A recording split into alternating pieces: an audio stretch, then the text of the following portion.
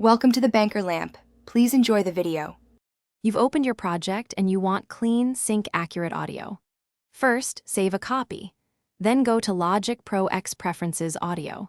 You must choose the correct I/O device before changing the sample rate because the hardware controls the actual clock. Once you select your interface, look at the Device tab to confirm the current sample rate. This prevents clicks, drift, and unwanted resampling when you change the project's rate. Now adjust the project rate itself. Open File Project Settings Audio and pick the target sample rate like 44. 1 kHz or 48 kHz for delivery.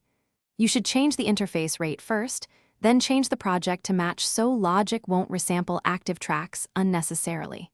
If you use external converters or a DAT, make sure word clock is locked or set your interface as master. Otherwise, your tracks can drift or produce sync issues during playback and recording. Finish by testing. Bounce a quick section at the chosen sample rate to confirm export fidelity.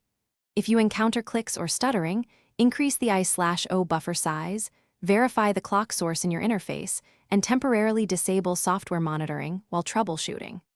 Make sure offline and real-time bounce settings match what you expect.